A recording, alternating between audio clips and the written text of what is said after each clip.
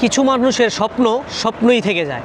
অত্যন্ত দুঃখের সাথে জানানো হচ্ছে, আমাদের বাংলাদেশি কিছু ভাই ভালো জীবনের আশায় লিবিয়া থেকে ইতালি আসার যাত্রা শুরু করেছিলেন, কিন্তু তারা ইতালি পৌঁছতে পারে নাই। পথেই তাদের স্বপ্ন থেমে গেছে। আমি শেখ হাবিব, লিসবন, পর্তুগাল থেকে আপনাদের ভাই আছি আপনাদের সাথে। আমরা প্রবাসীরা যেন একটা ফুটবল, যেখানে যাই সেখানে লাথি খাই, কখনো ভাগ্যের কাছে, কখনো পরিস্থিতির কাছে। আজকের এই ভিডিওতে আমি আপনাদের সাথে শেয়ার করব প্রবাসীদের কিছু না বলা কষ্ট, কিছু বাস্তবতা আর কিছু কঠিন সত্য। চলুন শুরু করা যাক আজকের ভিডিও। কী অবস্থা ভাই ব্রাদার, কেমন আছেন? This is Habib. তো আজকে একটা জিনিস নিয়ে খুবই মনটা খারাপ, প্রথমেই বলে নেই। আজকে আমি আমার ভিডিওতে আমার দেশকে অনেক দোষারোপ করব। কারণ হইতেছে, আমরা এমন একটা দেশে জন্মাইছি যেই দেশে নাকি আমাদের কোনো মূল্যই নেই। যারা আমরা দেশের জন্য কাজ করি আমাদের কোনো মূল্য নাই। আমরা যখন প্রবাসের মাটিতে আমাদের কোনো প্রবাসী ভাই মারা যায়, তাদের লাশটা আছে না, ভিক্ষা কইরা পাঠাইতে হয় বাংলাদেশে।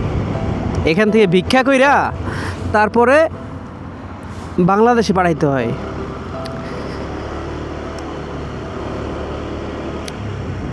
তো আমাদের দেশের কোনো এখানে দায়বদ্ধতা নাই যে আমার দেশের একটা লোক বিদেশের মাটিতে মারা গেছে, তাকে যে দেশে নিতে হবে, দেশে তার লাশটা পরিবারের কাছে পৌঁছে দিতে হবে, এই দেশের কোনো দায়বদ্ধতা নাই। শুধু আছে কি, তোমরা টাকা পাঠাও। প্রবাসীরা দেশের চাকা সচল রাখতে প্রবাসীদের অবদান অনেক বেশি। টাকা আছে না, এই দেশে যে আমরা টাকা পাঠাই সেটা হইতেছে একদম ইজি ওয়েতে পাঠাই, যে টাকা করা লাগে না। আমরা ঘুমাই, বিদেশে আইসা ঘুমাই টাকা কামাই, আর দেশে পাঠাই।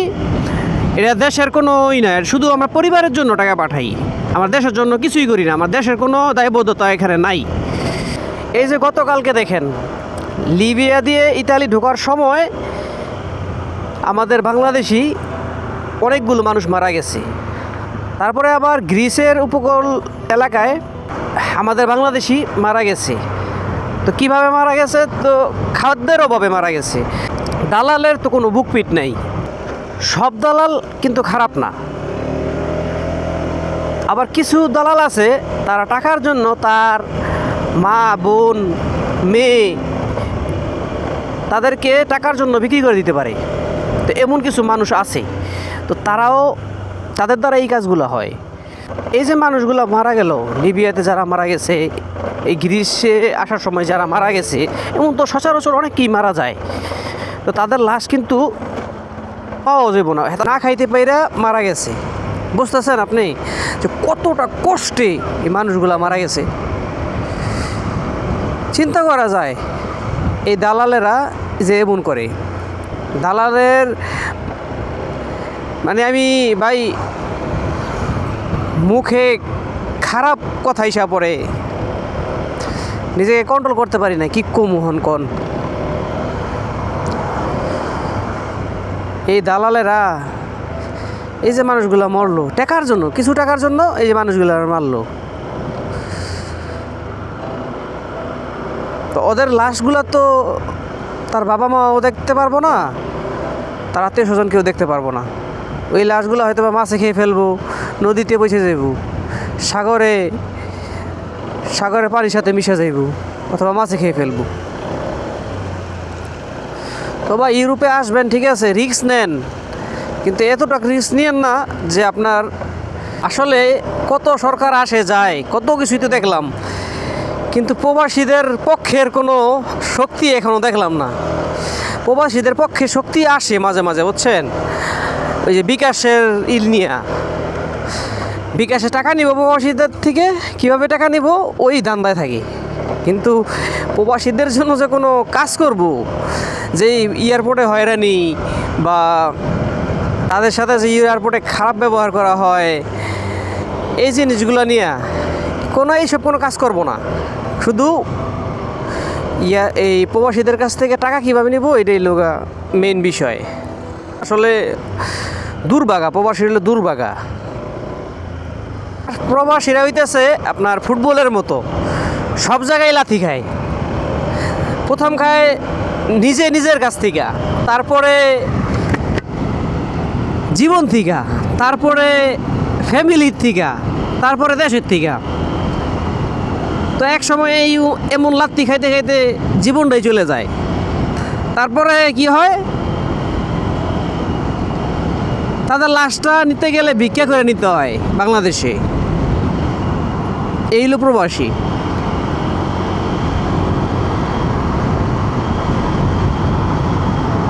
যারা মারা গেছে তাদের জন্য অনেক দুঃখ প্রকাশ করতেছি, আমাদের ভাইয়েরা যারা মারা গেছে।